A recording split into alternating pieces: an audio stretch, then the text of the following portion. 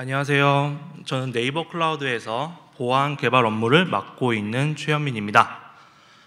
오늘 발표할 주제는 동영암호 기반 프라이버시 보존 CNN 알고리즘 개발 꿀팁 대방출입니다.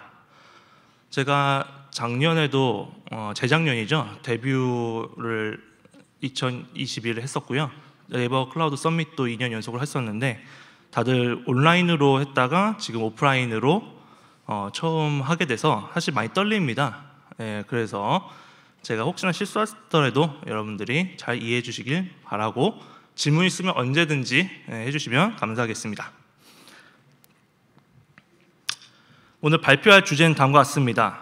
첫 번째로 동영암호 기반 머신러닝에 대한 최근 연구 결과들을 소개해 드리도록 하겠습니다. 그리고 저희가 업무상 동영암호 기반 여러 가지 알고리즘들을 만들었는데요. 그 중에서 CNN 알고리즘을 구현하는데 여러 시행착오들이 있었습니다. 그 시행착오들을 여러분들께 소개해드리고 그 과정에서 얻은 꿀팁들을 대방출해드리도록 하겠습니다.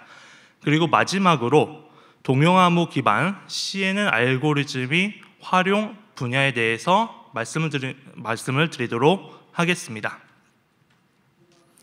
네, 첫 번째로 동영암호 기반 머신러닝을 소개해 드리도록 하겠습니다. 머신러닝 기술과 프라이버시인데요. 오늘날 머신러닝 기술은 우리 일상에 상당수 들어와 있습니다. 보시면 화장실에서 얼굴 인식 어디까지일까? 즉 얼굴 인식이나 지문 인식, 홍채 인식과 같은 생체 인식 기술뿐만 아니라 의료 기술 과 같은 의료에서도 머신러닝 기술이 많이 쓰이고 있습니다. 이 외에도 챗봇이나 요즘 뜨거운 챗 GPT 이런 기술들도 머신러닝을 통해 이루어지고 있고 머신러닝을 통한 어떤 서비스들은 우리 인간의 어떤 인식 능력보다도 훨씬 더 뛰어나다는 것을 알 수가 있겠습니다. 그런데 머신러닝 기술이 편리할 만큼 안전할까에 대한 질문을 고민해보자면 좀 꼭 그렇지만 않다고 생각이 됩니다. 왜냐하면 어떤 가명정보 처리나 사생활 침해 이런 이슈들이 많이 있을 수 있는데요. 사실 제가 이 장표를 준비하고 지금 발표를 하려다가 조금 아차 싶었어요. 왜 그러냐면 여기 이루다를 개발한 스캐터랩에서 부스로 참여하셨더라고요. 혹시나 관계자분께서 와주셨다면 의도가 있던 건 아니었습니다. 네. 왜냐하면은 이게 이루다 문제가 아니라 이런 머신러닝 기술이 발전하면 프라이버시 이슈는 반드시 생길 수밖에 없다고 저는 생각합니다. 기술의 발전에 따라서 생길 수 있는 과도기적인 문제가 될 것이고요. 이는 어떤 회사의 문제가 아니라 기술의 발전 과정이고 제가 알기로는 이루다는 지금 그런 문제들을 완벽히 해결한 걸로 알고 있습니다. 네, 넘어가도록 하겠습니다. 네, 그 다음은 동영암호에 대해서 간단히 설명드리도록 하겠습니다. 동영암호 좀 생소하시죠? 네, 쉽게 알려드리겠습니다. 동영암호라는 게 무엇이냐면 일반적으로 어떤 암호화된 두 데이터들이 있을 때 이 데이터들을 연산을 하려면 반드시 복호화를 해서 복호화된 데이터를 연산을 해야만 하죠. 그게 우리들의 일반적인 상식입니다. 하지만 동영암호화는 그런 과정 없이 복호화 과정 필요 없이 연산이 가능합니다. 사실 복호화를 한다는 것 자체가 우리가 연산을 어디다가 위탁한다는 것 자체가 제가 연산 능력이 없어가지고 데이터를 맡길 때 그 프라이버시를 보존하기 위해서 암호화를 하는 거잖아요. 그런데 연산을 위해서 데이터를 암호문을 복호화해야 한다는 문제점이 있었는데 동영암호는 암호화된 상태에서 연산이 가능하기 때문에 그런 프라이버시 이슈들을 방어할 수가 있다라는 것입니다. 동영암호는 2016년부터 급속도로 실용화 연구가 진행돼서 현재 구글이나 마이크로소프트 애저, 아마존 AWS뿐만 아니라 다양한 빅테크 기업 등에서도 활발히 연구 중인 기술입니다. 동영암호는 공개키 암호 알고리즘입니다. 공개키 암호 알고리즘은 공개키와 비밀키로 구성이 되어 있는데 공개키는 말 그대로 공개가 가능한, 즉 다른 사람 제3자한테 보여도 무방한 그러한 키가 되겠고요. 비밀키는 말 그대로 저만이 프라이빗하게 가지고 있어야 하는 키를 의미합니다. 그것을 참고해서 다음 표를 보여주시면 감사하겠습니다. 동영암호 키는 암호화키, 복호화키, 연산키로 구성이 되는데 암호화키는 말 그대로 데이터를 암호할 때 사용되는 키입니다. 연산키 또는 계산키로 불리는 키는 암호문 연산 시 사용되는 키고요. 복호화키는 암호문을 복호할 때 사용되는 키입니다. 이 중에서 암호화키와 연산키는 공개키이고 복호화키는 비밀키입니다. 당연하겠죠. 왜냐하면 복호한다는 얘기는 암호화된 데이터를 복호화해서 그 민감한 데이터를 볼 수 있다는 얘기인데 아무나 복호해서는 안 되겠죠. 그래서 비밀키입니다. 예시를 통해서 쉽게 설명드리도록 하겠습니다. 이게 보시면은 그 좌측에 클라이언트 그리고 우측을 클라우드나 어떤 서버로 생각해 주시면 좀 편하실 것 같습니다. 12와 3이라는 제가 데이터가 있는데 이 데이터의 곱셈을 구하고 싶습니다. 물론 곱셈이 쉽지만 이게 예시니까요. 그래서 곱셈은 제가 할 수가 없으니까 이 곱셈을 위탁을 하고 싶은 거예요. 근데 그냥 12와 3이라는 데이터를 위탁을 하게 되면 당연히 그 프라이버시가 깨지게 되겠죠. 그래서 동영암으로 암호화키를 통해서 암호화를 해서 그 암호문 두 개를 서버나 어떤 클라우드에게 전달하게 됩니다. 이 과정에서는 암호화가 이루어졌기 때문에 데이터의 프라이버시 유출 위험이 전혀 없겠죠. 그러면 클라우드나 서버에서는 연산키를 통해서 곱셈 연산을 수행하는데 연산키는 아까 뭐라고 했습니까? 공개키라고 했죠. 그래서 여기서 가지고 있을 수 있고요. 계산된 결과는 다시 클라이언트로 전달하게 됩니다. 그럼 클라이언트는 복호화키로 복호화를 해서 36이라는 결과를 얻게 되겠죠. 복호화키는 비밀키이기 때문에 반드시 클라이언트만 알고 있어야 되는 정보가 되겠습니다. 그 다음은 CKKS 알고리즘에 대해서 설명드리도록 하겠습니다. 저희가 주로 사용하는 알고리즘이 CKKS 알고리즘인데요. CKKS 알고리즘이 뭐냐면 2016년 서울대학교 천정희 교수님 연구실에서 개발한 동영암호 알고리즘입니다. 반올림 연산이 효율적으로 진행이 가능해서 실수 연산이 가능한데요. 머신러닝이나 각종 통계 연산은 실수 연산이 많기 때문에 이 CKKS 알고리즘은 이런 머신러닝이나 데이터 분석에서 매우 효율적으로 연산이 가능한 것으로 알려져 있습니다. 그래서 현재는 CKKS 기반 동영암호 알고리즘의 연구가 매우 활발히 진행되고 있는데요. 이게 보시게 되면은 현재 천정희 교수님 쪽에서 말씀하신 세대 순으로 4세대 암호가 되겠습니다. 그래서 기존에는 비트 연산, 정수 연산, 그리고 비트 연산 이런 것들을 연산을 했는데 비트 연산이나 정수 연산을 실수 연산을 구현하게 되려면 굉장히 리소스가 많이 들겠죠. 하지만 CKKS 알고리즘은 그 자체로 실수 연산이 가능하기 때문에 좀 더 편리하고 좀 합리적으로 실수 연산, 즉 통계나 머신러닝에서 활용이 가능하다라는 것을 알고 계시면 좋을 것 같습니다. 그러면은 이 CKKS 알고리즘이 있기 때문에 모든 문제는 다 끝났겠네요 라고 생각하실 수 있겠지만 우리의 인생이 그렇듯 항상 고난은 찾아오죠.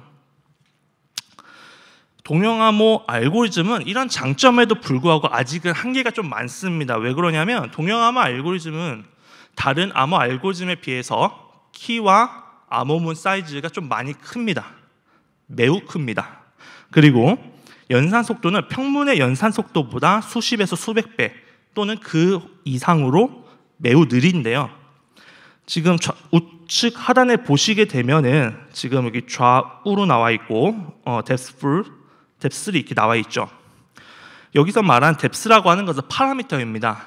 그리고 풀뎁스라고 하는 것은 부트스트래핑 기술을 통해서 곱셈의 제약 없이, 그러니까 곱셈을 무한정할 수 있는 게 아니라 파라미터의 크기에 따라서 우리가 사용할 수 있는 곱셈의 횟수가 정해져 있습니다.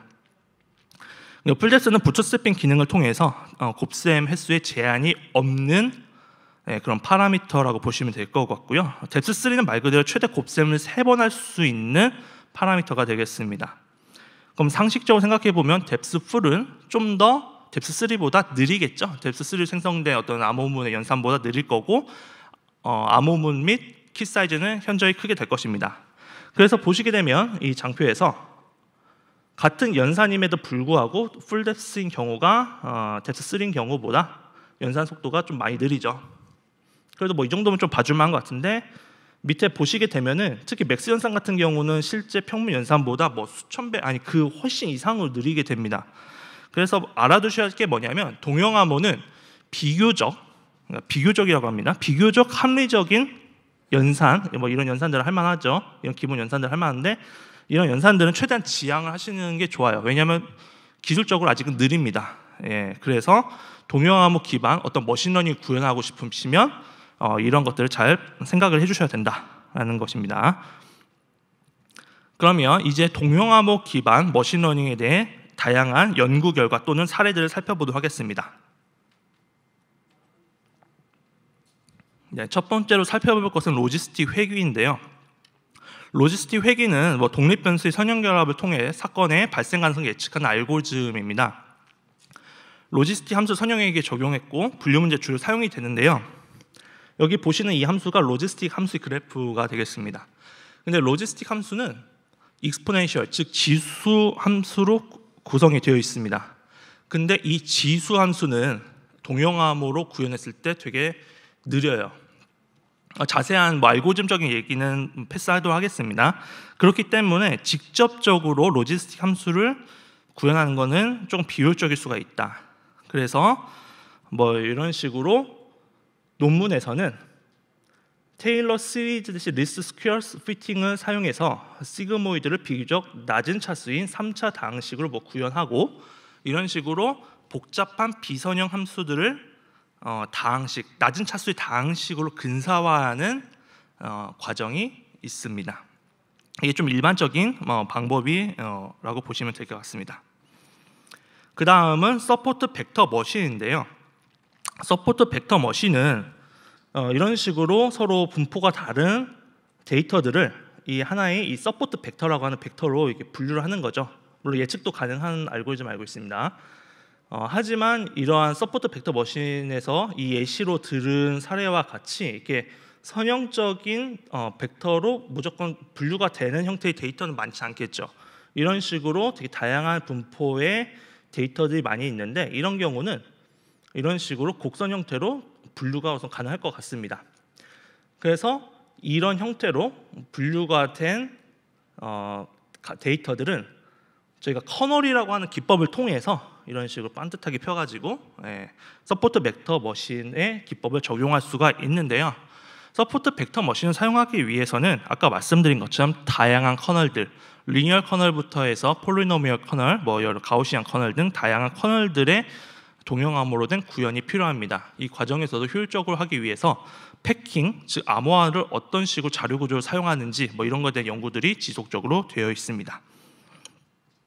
그 다음은 드디어 CNN이 나왔습니다. CNN은 아까 전에 말씀드린 것처럼 이미지나 영상 데이터를 처리할 때 주로 사용되는 딥러닝 모델로서 기존 딥러닝 모델과는 다르게 컨버전 계층이 있어 이미지의 공간적, 지역적 정보를 유지가 가능합니다. 그렇기 때문에 이미지나 뭐 영상 처리에서 매우 뛰어난 성능을 보여주고 있고요. 아까 말씀드린 것처럼 얼굴 인식, 지문 인식, 홍채 인식 같은 각종 생체 인식과 의료 데이터들의 분석 뭐 이런 데서 많이 쓰이고 있습니다. 실제로 보면 이게 엠니스트 데이터인데요. 이게 손글씨 데이터예요. 그래서 보시면은 이게 6이죠. 4, 2 뭐 이런 식으로 되어 있는데, 간혹 가다 보면은 글씨를 진짜 괴별로 써가지고 막 알아보기 어려운 게 있어요. 막 그런 것들은 사람도 막 틀리거든요. 근데 CNN 알고리즘 잘 구성하면 사람보다 더 정확하게 숫자를 예측을 한다고, 분류를 한다고 합니다. 근데 CNN 알고리즘에서 그러면은 어떤 연구들이 진행됐냐 보시면은, CNN 알고리즘도 결국은 딥러닝이기 때문에 각종 비선형 활성화 함수들이 사용됩니다. 근데 아까 전에도 말씀드린 것처럼 이런 비선형 활성화 함수들은 동영암호로 구현하기엔 매우 비효율적이기 때문에 4차 이하의 근사다항식으로 대체한 연구가 있습니다. 이런 경우는 당연히 정확도는 좀 하락하겠죠. 하지만 연산속도면서 월등히 빨라지게 됩니다. 근데 보시면 알겠지만 0 주변을 넘어서게 되면은 모양이 많이 기존 원래 스위시 함수나 이런 렐로 함수로 모양과 많이 달라지게 됩니다. 그래가지고 정확도는 많이 떨어지게 되고 해서 정확도 올리기 위해서 여러 가지 기법들이 나와 있는데 그건 좀 이따 설명드리도록 하겠습니다. 드디어 동영암을 비유한 CNN 알고리즘 구현 꿀팁 대방출을 하도록 하겠습니다. 네, 잘 챙겨가시기 바랍니다. 네, CNN 알고리즘을 소개해드리도록 하겠습니다. CNN 알고리즘 아주 기본적인 건데요. 퀵하게 넘어가도록 하겠습니다. 총 4가지를 설명드릴 거고요. 가장 중요한 컨버셔널 필터, 풀링, 배치 노멀라이제이션, 액티베이션. 근데 이런 거 설명드리는 이유는 CNN에 대해서 저희가 논의하고자 하는 게 아니라 이 CNN 알고리즘 구성 요소들을 보고 이게 동영암으로 구현할 때 과연 효율적으로 할 수 있을까, 이걸 좀 고민을 해주셨으면 좋겠습니다. 네. 첫 번째로 컨버셔널 레이어입니다. 컨버셔널 레이어에서는 필터를 이용해서 합성곱 연산을 수행하게 되는데요. 보시게 되면 입력 데이터는 보통 이미지니까 2차원 또는 3차원 형태가 되겠습니다. 근데 이미지인데 왜 3차원이죠? 혹시 아시는 분 있으신가요? 색깔이 RGB, 색깔인 경우는 3차원일 수도 있습니다. 제가 갑자기 질문해서 뒤에서 놀라셨을 수도 있을 것 같아요. 저희 관계자분께서 원래 이런 게 아닌데. 그 보시면은 이건 2차원이죠. 2차원 이게 그림이고요. 이게 필터가 이런 식으로 있습니다. 그래서 이거를 합성곱 연산, 이게 연산을 하게 되면 이게 15가 되고요. 이쪽을 이렇게 한 칸 이동했죠. 한 칸 이동한 필터의 이동 칸 수를 나타낸다. 빠졌네요. 이거는 제가 채워놓겠습니다. 스트라이더를 하는데 스트라이더 한 칸입니다. 그래가지고 이게 합성곱 연산이 16이 되고요. 그 다음 또 내려왔죠. 계산하게 되면 6, 그 다음은 15 이런 식으로 되고요.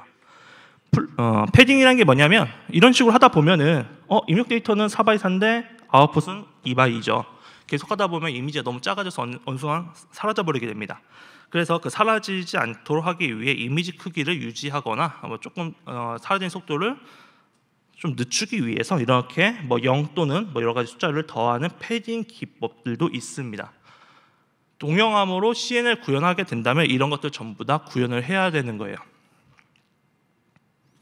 그 다음은 풀링 레이어입니다. 그래서 이미지 크기를 또 줄이는 방법. 이미지의 정보를 압축하는 방법이 풀링인데요. 보시게 되면은 지금 맥스 풀링, 민 풀링, 그리고 에버리지 풀링이 있습니다. 가장 많이 쓰이는 풀링들인데요. 보시면은 맥스 풀링 같은 경우 예를 들어서 이 부분을 보시게 되면 여기서 제일 큰 게 16이죠. 여기서 제일 큰 건 뭘까요? 16이죠. 여기서 제일 큰 건 뭡니까? 20. 여기서 제일 큰 거는 18. 여기 나와 있어요. 이게 바로 맥스 풀링이에요. 민 풀링은 반대겠죠. 제일 작은 것들을 이렇게 놓은 거고요. 근데 아까 전에 제가 뭐라고 했죠? 맥스 연산은 매우 효율적이다, 비효율적이다? 비효율적이다. 그렇죠? 그래서 이 풀링을 쓸 때 만약에 성능 차이가 없으면 맥스 풀링, 민 풀링보다는 에버리지 풀링을 추천드립니다. 훨씬 효율적이거든요. 약간의 동영암을 할 때 모든 정확도를 다 얻을 수는 없어요. 그러니까 동영암을 통해서 모든 알고리즘의 CNN 알고리즘 정확도가 99.9인데 이거를 다 놓치기 싫어한다면 동영암은 솔직히 좀 어렵습니다. 왜냐하면 성능이 상당히 떨어지거든요. 하지만 정확도가 99.9 대신 99.1, 99.0까지는 봐줄 수 있어. 하지만 프라이버시가 중요해라고 한다면 동영암을 좀 더 효율적으로 만들 수가 있어요. 그래서 이런 기법들이 좀 참고를 해주시면 좋겠습니다. 그 다음 배치 노멀라이제이션인데요. 각 배치 단위별로 평균과 분산을 활용해 데이터 분표를 정교하는 과정입니다. 배치 노멀라이제이션도 동영암으로 구현이 가능해야겠죠. 왜냐하면 이거 배치 노멀라이제이션은 CNN 기법에서 가장 많이 쓰이는 기법 중 하나이기 때문이죠. 그래서 배치 단위 간 데이터 분포 차이는 학습 성능 하락을 막을 수 있는 기법이 되겠습니다. 그리고 활성 함수는 아까 전에 설명드렸지만 이게 비선형 함수로 렐루나 이런 것들이 쓰이게 되는데 동영암은 아까 말씀드렸지만 기본적으로는 사실 덧셈과 곱셈 그리고 로테이션 이런 연산들만 사실 제공한다고 보시면 돼요. 아까 전에 맥스 연산 이런 것들은 사실 그런 것들을 통해서 직접 구현한 건데 렐루 같은 경우는 당연히 이렇게 꺾이는 연산은 사실 평문에서는 조건문 하나로 충분히 커버가 되지만 암호화된 상태에서 그 값이 0보다 큰지 작은지 알 수가 없잖아요. 그렇죠? 그렇기 때문에 실제로 렐루 같은 경우는 구현하기가 쉽지가 않다라는 거고요. 그 부분에 좀 이따 설명드리겠습니다. 그래서 활성함수가 사용되는 이유는 딥러닝의 층을 깊게 하기 위해서요. 사용됩니다. 왜냐하면 선형함수가 3개 있을 때 합성해도 선형함수이기 때문에 선형함수를 아무리 많이 합성을 해도 결국 하나의 층의 선형함수로밖에 나타낼 수가 없습니다. 그래서 딥러닝에서는 반드시 활성함수를 사용해내고 아까 말씀드린 것처럼 렐로나 시그모이드 등이 대표적인 활성함수가 되겠다라고 볼 수 있겠습니다. 그 다음 저희가 동영하우 위반 알고리즘 개발의 시행착오에 대해서 설명드리도록 하겠습니다. 시행착오 상당히 굉장히 많았는데요. 이 중에서 크게 세 가지를 말씀드리도록 하겠습니다. 첫 번째, 컨볼루션 계층을 어떻게 구현할까? 두 번째, 동영하우 연산 횟수를 줄이는 방법은? 세 번째는 심드 베이스드 아키텍처를 구현하는 방법에 대해서 말씀드리도록 하겠습니다. 우선 리퀘어먼트를 먼저 정의를 내렸어요. 그 뭐냐면은 곱셈 횟수를 제한 없이 연산이 가능한 부트스트래핑 기술이 있긴 한데 부트스트래핑은 일종의 좀 사기캐 같은 역할이죠. 모든 연산이 제공되는 만큼 연산 속도가 많이 느려지고 암호문과 키 사이즈가 매우 커지게 됩니다. 그렇기 때문에 저희는 이번에 요구 조건에서는 부트스트래핑은 제외하는 것으로 생각했습니다. 그리고 동영암호 자체가 저희는 한계를 인정했어요. 기술적으로는 아무리 최적해도 현재 수준에서는 연산 속도가 많이 느리다. 그래서 이거 최적화하는 방법을 우리는 연구할 거다라는 거 저희는 고민하고 있었습니다. 그래서 부트스트래핑 없이 최대한 빠르게 CNN 연산이 가능하도록, 여기서 말하는 CNN은 학습이 아니라 추론입니다. 네, 추론 알고리즘이 가능하도록 개발 필요가 있다라고 할 수 있겠습니다. 그래서 첫 번째로 컨볼루션 계층을 어떻게 구현할 수 있을까? 그래서 보시게 되면 필터는 필터 사이즈와 스트라이드 크기에 비례해서 이동 횟수가 정해지고요. 필터가 이동할 때마다 동영암호 연산, 곱셈, 덧셈, 로테이션이 수행되겠죠. 그러니까 필터가 이동이 많이 여러 번 일어나게 되면은 실제로 동영암호 연산이 많이 들어가게 되고 아무리 빠른 연산을 사용하더라도 동영암호 특성상 느리기 때문에 그 연산 횟수를 줄이는 게 사실상 키포인트가 되겠습니다. 그래서 보시게 되면은 일반적인 구현 방식인데요. 이게 가장 쉬운 방식이에요. 뭐냐면은 이게 이 일렬로 된 1차원 벡터가 뭐냐면은 동영암호에서 어떤 메시지를 플레인 텍스트를 암호할 때는 어떤 숫자 하나를 암호하는 게 아니라 이렇게 1차원 벡터를 암호하게 됩니다. 1차원 벡터를 암호하게 됩니다. 그래서 가장 쉬운 방법은 뭐냐면은 이게 5x5, 즉 25개의 데이터가 들어있는 이 2차원 데이터를 그냥 하나하나씩 위에다가 다 넣고 그럼 25개 암호문이 나오겠죠. 그 다음에 이 합성곱 연산을 그냥 이 4개를 더하는 것, 그리고 얘 같은 경우는 이 4개를 더하는 것, 뭐 이런 식으로 할 수가 있겠습니다. 하지만 이런 식으로 하게 되면은 보시면 아시겠지만 지금 남는 공간이 굉장히 많죠. 네, 남는 공간도 많고 연산 횟수가 줄지는 않을 겁니다. 그래서 우리가 원하는 방향은 이게 아니에요. 하지만 구현은 그래도 좀 직관적으로 쉽게 되겠죠. 그래서 저희는 좀 고민하고 그 다양한 연구 결과를 찾아본 결과 하나의 암호문에 2디멘셔널 이미지를 1디멘셔널로 변경하여 연산하자라고 했습니다. 이거는 마찬가지 3차원 데이터도 마찬가지고요. 그래서 이런 식으로 된 데이터를 우리가 이렇게 일렬로 첫 번째 로를 이런 식으로 이렇게 배치를 하게 되는 겁니다. 순서대로. 그렇게 되면은 이 빨간 박스의 필터의 합성곱 연산은 사실상 이 4개의 원소의 합이 되겠죠. 얘는 이 4개의 원소의 합이 되고요.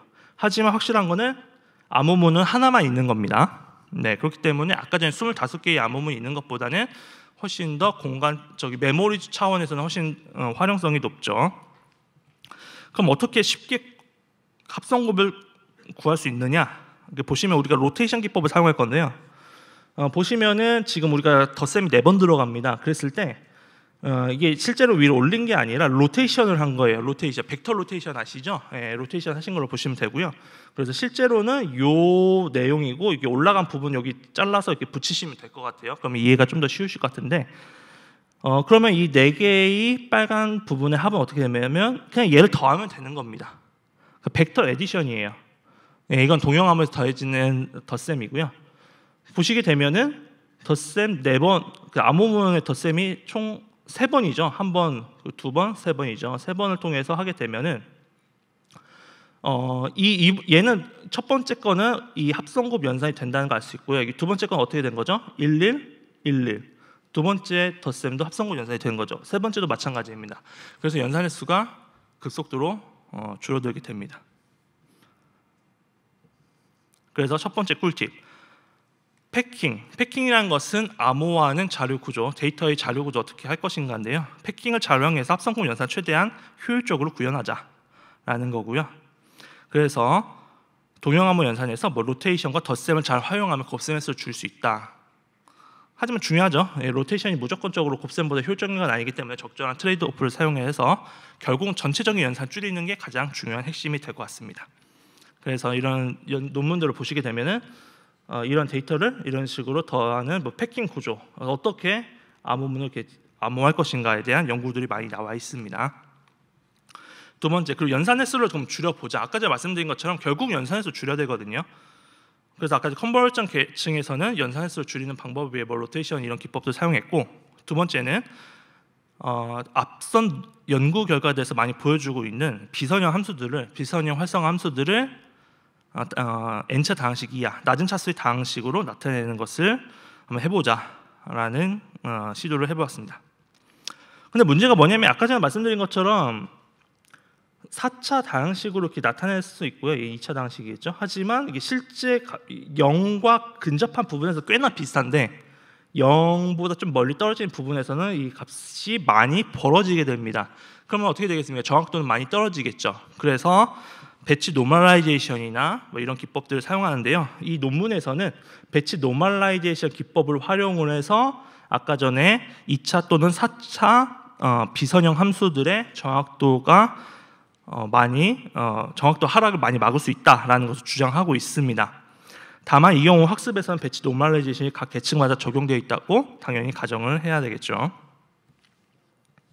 그리고 세 번째 꿀팁입니다. 세 번째 시행착오죠. 신드 베이스드 아키텍처. 이럼에도 불구하고 사실 동형암호 특성상 연산이 느릴 수밖에 없습니다. 그렇기 때문에 아까 전에 패킹이라고 아까 전에 암호문을 암호할 때 하나의 메시지 또는 플레인 텍스트를 암호하는 게 아니라 하나의 벡터 형태의 데이터를 암호한다고 했잖아요. 그 데이터에 최대한 많은 뭐 이미지 데이터를 집어넣어서 한 번에 신드 형태로 연산을 하면 효율적으로 될 수 있지 않을까라는 게 바로 심드 베이스드 아키텍처고요. 그러기 위해서는 연산 전에 필요한 곱셈 횟수를 반드시 알고 있어야 됩니다. 왜냐하면 곱셈의 횟수, 뎁스 파라미터에 따라서 암호할 수 있는 벡터 사이즈의 크기가 달라지기 때문입니다. 그래서 엠리스트 데이터를 기반으로 설명을 드리면 속성이 총 784개입니다. 28 곱하기 28이죠. 그래서 CNN 그리고 제가 원하는 CNN 연산에 필요한 곱셈의 횟수가 총 11의 이하라고 한다면 뎁스 11로 설정을 해가지고 키를 생성하고 그 뎁스 11에 맞는 키를 통해 암호화를 해서 연산이 가능합니다. 이 경우는 이거는 제가 저희 상품을 사용하고 있는 해안 라이브러리에서 정의된 뎁스인데요. 뎁스 11의 경우 총 16,384개의 크기의 실수 벡터의 암호화 가능합니다. 그런 경우라면은 당연히 하나의 이미지만 넣는 게 아니라 783은 총 20개죠. 최대 20개의 엠리스트 데이터 이미지가 암호화 가능합니다. 그렇게 되면은 비록 추론은 느리지만 한 번에 20개가 추론이 가능하기 때문에 훨씬 더 효율적인 부분이 되겠습니다. 그래서 저희가 성능 측정을 하기 위해서 엠리스트 데이터셋을 활용을 했고요. CNN 구조는 오른쪽 그림과 같습니다. 그래서 첫 번째 컨볼루전 계층, 그리고 approximate 렐루는 약 2차 다항 함수로 근사화된 렐루 함수가 되겠습니다. 그리고 fully connected layer, 그리고 다음 approximate 렐루, 그리고 fully connected layer 이런 계층이 되어 있고요. 총 곱셈은 11의 이하로 사용이 가능합니다. 그랬을 때 추론 데이터는 총 20개가 되겠고요. 성능을 측정하게 되면은 CPU 인텐시브 CPU 서버 환경에서는 20개의 추론 시 평균 30초 이내, 그리고 GPU 같은 경우 평균 16초 이내로 추론이 가능합니다. 그러면은 CPU 같은 경우는 평균 이미지 하나당 1.5초 정도 이내가 되겠고요. 얘 같은 경우는 1초 이내가 되겠습니다. 물론 요거 같은 경우는 저희가 최적화 작업을 지금 진행 예정이고요. 훨씬 더 이것보다 빨라지는 아키텍처를 저희가 제안을 드릴 예정입니다. 그 다음은 동형암호 비반 CNN 알고리즘의 적용 사례를 마지막으로 살펴보고 그에 대한 인사이트를 드리도록 하겠습니다. 우선 저희 네이버 클라우드에서는요, 동형암호 파스 상품이 있습니다. 동형암호 파스 상품은 해안 홈홈페이지 애널리티cs 상품에서 사스 및 파스 상품을 제공하는데요. 파스 상품은 현재 파이썬 기반의 호메로스 SDK라고 하는 SDK에서 동영암호 기반 통계 분석 및 머신러닝 기능들을 제공하고 있습니다.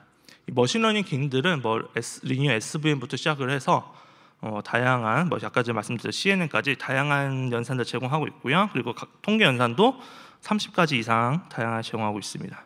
파스 상품은 CPU 및 GPU 및 각각 3종류씩 제공되고 있고, 엔드포인트로는 주피터 노트북 그리고 직접 쉘에 접속할 수 있도록 2가지 기능을 제공하고 있습니다. 주피터 노트북을 통해서 파이썬을 잘 다루시는 데이터 전문가 분들은 파이썬만 가지고도 충분히 데이터 분석이 가능하도록 되어 있으며, 예제 샘플들을 다양하게 제공하고 있기 때문에 이용에 훨씬 더 쉽게 사용하실 수가 있겠습니다.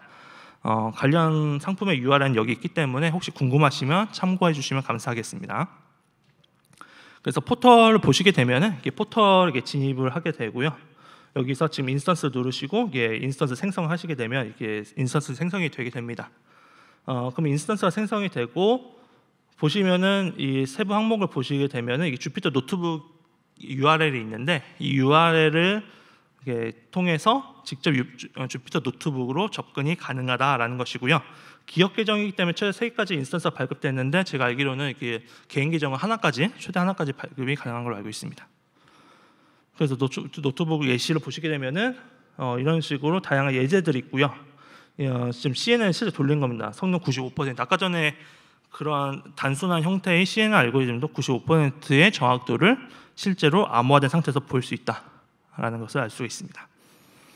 그리고 응용 분야를 소개해드리도록 하겠습니다. 응용 분야의 첫 번째는 CNN 기반 생체 인증인데요. 얼굴 인식, 지문, 정맥, 홍채 등 생체 인식을 위해 많이 사용되는 생체 정보들을 저희가 요즘은 주로 CNN을 기반으로 많이 인증을 하고 있는데, 그 이유가 무엇이냐면, 일반적으로 패스워드 기반의 암호는 단방향 해시를 많이 사용하잖아요. 근데 이런 생체 정보들은 그 측정하는 과정에 노이즈가 많이 추가가 됩니다. 그래서 단방향 해시를 사용하기가 어렵고, 그래서 주로 CNN 기반으로 해서 했을 때 저희가 동용암호를 사용하게 되면은 왜냐하면 일반의 해시가 적용이 어렵기 때문에 생체 정보를 동용암호로 암호화에 저장한 후 CNN 알고리즘을 통해 특징점을 추출하여 비교하는 방식으로 할 수가 있고요. 이렇게 되면 암호화된 상태에서 생체 정보를 저장 및 보관이 가능하고 관리가 가능하기 때문에 훨씬 더 안전하게 생체 인증을 수행할 수가 있게 됩니다. 그래서 예시를 보게 되면 이게 클라이언트 측에서 지문을 측정을 합니다. 그래서 인크립션 키로 암호화를 해서 이 사이퍼텍스트를 서버로 전송하게 되면, 서버는 데이터베이스에 있는 저장되어 있는 이 사이퍼텍스트를 통해서 지문 인증 알고리즘, 보통 CNN 베이스겠죠, 해가지고 어떤 시밀러리티 등을 구하는데요. 그 시밀러리티 구하는 부분은 동영암을 충분히 구현할 수가 있을 겁니다. 코사인 시밀러리티나 유클리디안, 디스턴스 기반의 여러 가지 시밀러리티들 이런 것들이 가능하고요. 이 인크립트 데이터를 복화는 할 수 없죠. 왜냐하면 복화기가 없기 때문이죠. 그래서 클라이언트 전달하게 되면 클라이언트는 그 인크립티드된 리절트를 디크립션 키로 디크립트해서 사이퍼텍스트 클라이언트의 그 인덱스나 어떤 정보를 얻을 수가 있다라는 게 기본 메커니즘이 되겠습니다. 그 다음은 이미지 정보 기반 의료 처방인데요. 엑스레이나 CT 사진 등을 기반으로 머신러닝 알고리즘이 특정 질병의 유무 판단이 가능하다는 연구들이 많이 되어 있고, 실제로 특정 분야에서는 전문의 수준의 또는 그 이상의 정확도를 보인다고 하더라고요. 그래서 이미지 정보 기반 의료 처방이 현재는 많이 CNN 기반으로 많이 되어 있고 있는데, 환자의 이미지를 환자의 공격키로 동용암호화를 한 상태에서 의료 처방 알고리즘을 통해 암호화된 질병 예측 후 환자는 그 결과를 자신의 키로 복호화가 가능하도록 하게 된다면, 환자의 프라이버시를 보장하면서도 안전하게 질병 예측이 또는 질병 분류가 가능하게 될 것입니다. 그렇기 때문에 동영암호를 적용한 의료 처방 기술의 활성화를 통해 프라이버시 침해 한계를 극복하고 보다 다양한 의료 서비스가 제공될 것을 기대할 수 있겠습니다. 그래서 보시게 되면은 이게 어떤 엑스레이나 이런 사진들을 암호화해서 서버에게 전송하게 되면, 서버에서는 암호화된 CNN 분석이 되겠죠. 그래서 분석 결과 전달하고 복호화해서 실제로 어떤 질병들이 있는지를 확인할 수가 있게 되겠습니다.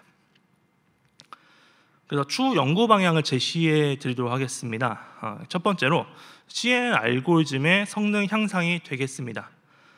아까 전에 저희가 제안된 꿀팁도 있지만 그것보다 좀 더 연구가 저희는 더 필요한 상황이고요. 그래서 내부 구현 알고리즘을 최적화를 통해 알고리즘 성능 향상이 필요하다라는 게 필요합니다. 그리고 다양한 크기의 필터와 여러 레이어들 조합 사이에서도 최적의 성능이 제공 가능하도록 다양한 연구 및 테스트가 진행이 되어야 한다라는 것을 말씀드리고요. 그 다음에는 동영상을 위한 다양한 CNN의 활용사를 발굴해야 한다고 생각합니다. 그래서 생체 인식에는 뭐 얼굴 인식이나 지문 인식, 정맥 인식, 홍채 인식 등 다양한 예시를 이끌어낼 필요가 있고요. 의료 처방에서 아까 말씀드렸던 맥스레이나 CT 사진을 기반으로 한 의료 처방, 그리고 뭐 스팸 탐지에서 이미지 기반 스팸 이메일이나 문자 탐지, 이 외에도 다양한 이미지 기반의 어떠한 서비스들을 동영암호 기반으로 해서 프라이버시를 보존할 수 있도록 해야 한다고 생각합니다. 네, 이상으로 제 발표는 마치도록 하고요. 이제 Q&A를 받도록 하겠습니다. 발표 들어주셔서 감사합니다.